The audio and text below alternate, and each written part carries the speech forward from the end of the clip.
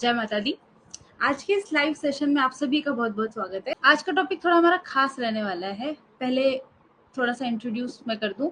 आज हम बात करने वाले हैं लव मैरिजेस के ऊपर, क्योंकि सावन का भी महीना आने वाला है। शिव जी जाने ही जाते हैं, शिव जी और शिव जी पार्वती जी की जोड़ी है वो। इसी पार्वती जी ने कितनी तपस्या करके ये अपने वर को प्राप्त किया था, और ऐसा कहा भी जाता है हमारे जेनजी भाषा में कि विश्व की पहली लव मैरिज अगर कोई थी तो वो भगवान शिव और पार्वती मैया की थी। तो आज हम इसी टॉपिक के साथ में अपना लाइफ शुरू करेंगे कि किन लोगों के कुंडली में लव मैरिज के योग होते हैं और किन की में नहीं होते। आप इस चीज को पहचानेंगे कैसे, ये भी हम इसके बारे में भी बात करेंगे। और क्या लव मैरिज करना आपके लिए अच्छा भी है, क्योंकि कई बार ऐसा होता है कि शादी से पहले तो आप दोनों के बीच में काफी मधुर संबंध होते हैं, शादी होते ही ऐसा लगता है कि कोई फ्यूज बोल गया हो। आप लोग आपस में लड़ने झगड़ने लगते हैं, आपके काम बिगड़ने लगते हैं, नौकरियां छूट जाती हैं, कई सारी चीजें ऐसी हो जाती हैं कि लक फैक्टर जो है आपकी लाइफ में खत्म हो जाता है।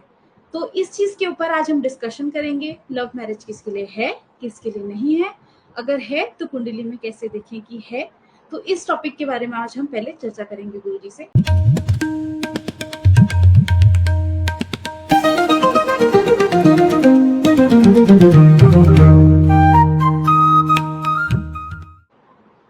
जय माता दी गुरु जी। जय माता दी आकांक्षा। गुरु जी, मैं आज ये डिस्कस कर रही थी कि हम लोग जिससे बात करते हैं ना जेनजी भाषा में, 24-25 साल के लड़के लड़की, कि भगवान शिव जी की ही पहली लव मैरिज थी विश्व की। जी जी तो आज हम इसी चीज के ऊपर पहले चर्चा करेंगे गुरु जी की लव मैरिज आजकल हर कोई करना चाहता है, हर किसी की कोई ना कोई ऐसा सबके मन में होता है कि उनका पार्टनर उनकी पसंद का हो। मगर क्या लव मैरिज हर किसी के लिए होती है? आकांक्षा, तुम टॉपिक कहाँ से लाती हो इतने जबरदस्त? क्योंकि ये जो टॉपिक है ये बहुत शानदार टॉपिक है। क्योंकि जी हर एक जातक को मालूम होना चाहिए कि मेरे लिए शादी लव मैरिज ठीक है या नहीं है। जी क्योंकि हर एक इंसान चाहता है कि मुझे अच्छी पत्नी मिले, मन चाहा मेरा विवाह हो। जीवन साथी लेकिन हो। बेटा हर एक के हाँ, जीवन साथी बेटा मिले, लेकिन हर एक के जीवन में ऐसा पॉसिबल नहीं हो पाता। हाँ आज बेटा मैं बताता हूँ आपको कि ऐसे कौन से बच्चे होते हैं जिनकी कुंडली में लव मैरिज होती ही होती है। ऐसा कौन सा योग होता है जिनको लव मैरिज करना चाहिए? जी बेटा जिनकी जन्म कुंडली के अंदर शुक्र देव पहले घर में जाके बैठे हैं उनकी लव मैरिज होती है। जी शुक्र देव चौथे घर में जाकर के बैठ जाए, लव मैरिज कंफर्म होती है। शुक्र सातवें घर में जाके बैठ जाए तो 50-50 चांसेस बनते हैं। उसमें यह देखा जाता है कि बृहस्पति देव कहाँ जाके बैठे हैं, बच्चा संस्कारों के खिलाफ नहीं जाता वहां पे। जैसे माता पिता जी यदि एग्री हो जाते हैं तो लव मैरिज करता है, नहीं तो नहीं करता है। शुक्र मंगल का मेल आठवें घर में जाकर के बैठ जाए, यहाँ लव मैरिज तो हो जाती है, लेकिन बेटा शादीशुदा जिनकी बहुत शानदार से चलती नहीं है। शुक्र जी शुक्र देव 10वें घर में जाकर के बैठ जाए, ये बेटा 100% लव मैरिज कराते हैं। शुक्र मंगल का मेल 12वें घर में जाकर के बैठ जाए, 99% इंसान की लव मैरिज होती है। जी ये बेटा इतना जबरदस्त योग होता है। शुक्र मंगल का मेल 5वें घर में जाकर के बैठ जाए, बोलते हैं कि इंसान एक दूसरे के बिना रह नहीं सकता। बोलते हैं परिवार छूट जाएगा लेकिन शादी करूंगा जिसके साथ मैंने प्यार किया। फिर वो माता पिता के 50 साल के 20 साल के प्यार को बेटा भूल जाते हैं कि मुझे माता पिता उनके रोते भी हैं, चिल्लाते भी हैं, परेशान भी होते हैं, लेकिन बच्चा किसी की नहीं सुनता। उसको सिर्फ एक ही भूत सवार होता है कि मुझे जिसको मैंने प्यार किया है उसी के साथ मैं शादी करूंगा। ये बेटा शुक्र मंगल के मिल 5वें घर में जाकर के बैठ जाए, ऐसे बच्चे बिल्कुल भी नहीं मानते। लेकिन बेटा आप लोगों को मैं यही सलाह दूंगा कि जब भी चाहे लव मैरिज करो या अरेंज मैरिज करो, एक बार अपने जीवन साथी की कुंडली दिखाओ, दोनों की कुंडली मिलवाओ। यदि उसमें आपके योग अच्छे बनते हैं तो बिल्कुल शादी करो, लव मैरिज बुरी नहीं है। लेकिन अपने जीवन साथी की जो छोटे मोटी जो परेशानी आने वाली है, क्योंकि ये तो हर एक के जीवन में आता है, उसका उपाय करके चलते हैं तो आपकी शादीशुदा जिंदगी शानदार चलेगी। लव मैरिज का मतलब ऐसा नहीं कि 4 दिन का भूत प्यार का है, बाद में अपने जीवन साथी तुम धोखा दे रहे हो, फिर बेटा फायदा क्या? सही। ये बेटा बहुत से ऐसे केसेस होते हैं जो मेरे पास आते हैं। हम्म तो ऐसी भी लव मैरिज हमको नहीं करनी है। और किनको लव मैरिज नहीं करना चाहिए, क्योंकि जिनका बेटा जी शुक्र स्ट्रांग होता है वो लव मैरिज करता है। और यह शुक्र मंगल का मेल जाकर के बैठ जाए तब भी लव मैरिज होने के पूरे पूरे योग जाके बनते हैं। ये तो इंसान बोलते हैं एक तो घर वाली होती है या दूसरी बाहर वाली होती है, उसके दो दो अफेयर भी सही। होते हैं। क्योंकि शुक्र मंगल के मिल यदि खराब घर में जाके बैठ जाए तो ये बेटा बहुत तरीके से योग होते हैं। हाँ, यदि आपकी जन्म कुंडली के अंदर शुक्रदेव अच्छे घर में जाके बैठे शुभ होकर के उस शुभ ग्रह के हम्म, साथ में, तो लव मैरिज कर लो, बिल्कुल भी लाइफ में कभी कोई परेशानी नहीं आएगी। एक तो ये वाली बात आ जी। गई। बहुत से लोग ऐसे तो होते हैं बेटा जिनको लव मैरिज नहीं करनी चाहिए, ऐसा एक योग जाके बन जाता है, जैसे शुक्र आपका छठे घर में जाकर के बैठ जाए, जी। ऐसे लोगों की लव मैरिज कभी होती ही नहीं है। ओहो। वो कितनी भी कोशिश कर लें, कितना भी प्यार कर लें, लेकिन बेटा लास्ट में लड़की छोड़ के चली जाती है, उसको धोखा दे देगी। हम्म, दूसरा योग बेटा होता है जिसकी भी जन्म कुंडली के अंदर शुक्र राहु का मेल जाकर के बैठ जाए, या शुक्र और सूर्य का मेल जाकर के बेटा बैठ जाए, ऐसे जी। लोगों को भूल के भी लव मैरिज नहीं करनी चाहिए।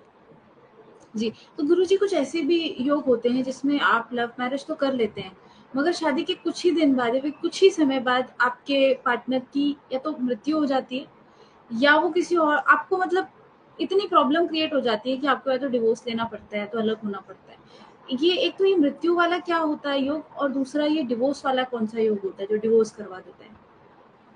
आकांक्षा, जो डिवोर्स वाला जो योग जो होता है, ये जो मैंने बोला सूर्य शुक्र का मेल जाकर के बैठा है, आपने 25 साल की उम्र से पहले शादी कर लिया, पक्का डिवोर्स हो जाएगा। हम्म, शुक्र राहु का मेल जाकर के आपकी जन्म कुंडली के अंदर जाके बैठा है, यदि बेटा आप इसकी अंतर्दशा या महादशा आ गई और तुमने लव हम्म, मैरिज कर लिया, वो 6 महीने भी आ सकती, 3 साल में भी आ सकती, 6 साल में भी आ सकती, तब भी ये जी। बेटा डिवोर्स करा देता है। ये मैरिड लाइफ को बहुत अच्छे से कभी चलने ही नहीं देता। सूर्य की दृष्टि शनि पे जाकर के पड़ जाए, या सूर्य शनि का मेल जाकर के बेटा आपस में जाके बैठ जाए, तो बोलते जी। हैं कि इंसान का तलाक होना ही होना है, क्योंकि दोनों में पेशेंस नहीं होता। और बहुत ऐसे बच्चे सूर्य शनि वाले जो बच्चे होते हैं, ये जल्दबाजी में आकर के तलाक ले लेते हैं, जिसकी वजह से बाद में इनको पछतावा भी होता है कि इनमें पेशेंस नहीं होता। जो भी फैसला लिया इतने जिद्दी इतने गुस्से वाले होते हैं कि आज जो मैंने बोल दिया वही होना चाहिए बस, और किसी की नहीं और सुनते। इसी जिद के चलते फिर रिश्ते खराब हाँ, होते क्योंकि हैं। बेटा इनमें पेशेंस बिल्कुल भी नहीं होता।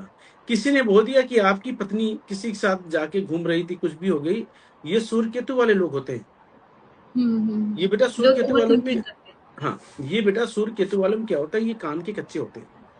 हम्म, किसी ने बोल दिया कि आपकी वाइफ किसी के साथ घूम रही थी, उनको मालूम हो जाएगी पक्का इसका मेरी वाइफ का उसके साथ अफेयर चल रहा है। ये भी बेटा मैरिड लाइफ टूटने का एक बहुत बड़ा सारांश बन जाता है। हम्म, जी। जिसकी कुंडली में चंद्र शनि का मेल जाकर के खराब घर में जाकर के बैठा है, तो बेटा वो इतना टोका टाकी करता है कि उसकी वाइफ उसको छोड़ के चली जाती है, क्योंकि उसमें छोटी छोटी बातों में कमियां निकालने की आदत होती है, और हमेशा इरिटेट रहने वाला इंसान होता है। तो बेटा ऐसे कई प्रकार के योग होते हैं जो लव मैरिज के लिए खतरनाक जाकर के बन जाते हैं, और बहुत सी ऐसी लव मैरिज हैं जो बेटा बहुत शानदार चल रही है, हम्म, जैसे आपने भगवान शिव का ही उदाहरण दे दिया। जी। ठीक है, तो मैं कहता हूँ लव मैरिज बेटा बुरी नहीं है, लेकिन एक बार अपनी कुंडली दिखा करके उसका इलाज करो, इसके बाद लव मैरिज करो, कोई टेंशन वाली बात जी। नहीं। और इसका कोई उपाय गुरुजी अगर हो तो? हाँ बिल्कुल बेटा, जिसकी जन्म कुंडली के अंदर शुक्रदेव बहुत खराब होकर के बैठे हैं, और वो अपने जीवन साथी जिसको मान लिया है, जिसको प्यार करता है, उसी के साथ शादी करना चाहता है, तो बेटा जी। सबसे उत्तम उपाय है कि कम से कम 43 दिन लगातार काली गाय को हरा चारा खिला दो। ये बेटा तुमने उपाय कर लिया, शुक्र कितना भी खराब हो, लड़की आपको प्यार करती है, उनके घर वाले नहीं मानते हैं, तब भी हम्म, ये उपाय करने के बाद तुम्हारी शादी कंफर्म हो जाएगी। क्योंकि जी। गाय को हम बोलते हैं पेवर शुक्र है, और बुध हम्म, मेन मित्र है। तो हरा चारा खिला करके तब ये परिवार के लोग रिश्ते अच्छे से मान जाते हैं, फिर शादी आपकी हो जाती है। एक तो ये वाला योग है। जी।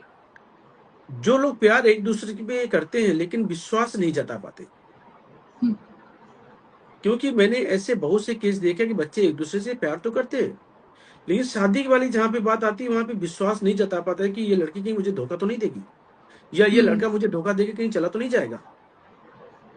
उन लोगों की कुंडली में कहीं ना कहीं चंद्रमा वीक होता है, क्योंकि उनकी डिसीजन पावर इतनी बेटा कमजोर होती है कि वो डिसीजन लेने से पहले 20 बार सोचते हैं, और अपने दिमाग का ही डिसीजन लेते हैं भैया ऐसा ना हो कि ये लड़की मुझे कहीं छोड़ के ना चली जाए। क्योंकि हम्म, उनमें आत्मविश्वास की कमी होती है, उनमें खुद जी। इतना कॉन्फिडेंस ही नहीं होता। तो उनको अपना खास करके उपाय करना चाहिए। यदि किसी से प्यार करते हैं तो बेटा बोला गया है 43 दिन लगातार 200 ग्राम चावल और 200 ग्राम दूध भोलेनाथ में चढ़ा करके आ जाओ, या मंदिर में रह करके आप आ सकते हैं, तब भी ये बहुत शानदार योग जाके बनता है। जी तो जी बेटा ऐसे बिल्कुल। कई प्रकार के योग हैं जो बेटा कुंडली देखने के बाद क्लियर हो पाएंगे। हाँ, और जो कुंडली तुमने देखने एक के बाद ही क्वेश्चन क्लियर बहुत होती है चीजें। बिल्कुल, और जो तुमने एक योग पूछा था कि सबसे ज्यादा खतरनाक ऐसा कौन सा योग है जो शादी के बाद पत्नियां जिनकी मर जाती हैं, हाँ ये बेटा कुंडली मिलाते वक्त देखा जाता है। किसी की भी कुंडली में कोई सा भी योग बन सकता है, अच्छा या बुरा। मैं कॉमन एक बात बताना चाहता हूँ, जैसे कि सूर्य आपका बैठा है छठे घर में हम्म, और शनि देव बैठे हैं आपके 12वें घर में। यदि बेटा इतना खतरनाक योग जाकर के बन जाता है, बोलते हैं सूर्य की दृष्टि शनि पे जाके पड़ जाए, जी तो बोलते हैं बेटा पत्नी के साथ तो संबंध बिल्कुल भी अच्छे नहीं बन पाते, या इंसान पूरी लाइफ तो कभी जी नहीं पाता। 45 साल की उम्र से पहले पहले किसी की एक की मृत्यु पहले ही हो जाती है। ओहो, यदि बेटा सूर्य की दृष्टि शनि पे है या सूर्य शनि का मेल भी जाकर के बैठा है, तो ये गृहस्थ जीवन हम्म, को बहुत अच्छे से चलने नहीं देता। ऐसे लोगों को अपना उपाय करके चलना चाहिए। कम से कम 27 दिन लगातार 6 जी गुलाब के गुलाबी फूल वीरान जमीन में दबाना चाहिए, फिर अपनी शादी कर लो, फिर ये बुरा इफेक्ट कभी नहीं आएगा। जी। तो ये सारी चीजें आप लोग ध्यान में रखें, मगर उपाय करने से पहले कुंडली का विश्लेषण करवाना बहुत ज्यादा जरूरी है, क्योंकि उपाय कितनी बार अगर आप कुंडली के हिसाब से नहीं करते तो यही चीज आपको उल्टा फर्क भी दे सकती है। जैसे दवाई होती है ना, दवाई अगर आप सही खा लो तो सही असर करती है, गलत खा लो तो साइड इफेक्ट हो जाता है। तो ये चीज आपको एक देख के करनी है, पहले कुंडली का विश्लेषण करवाना है, उसके बाद ही उपाय करना है।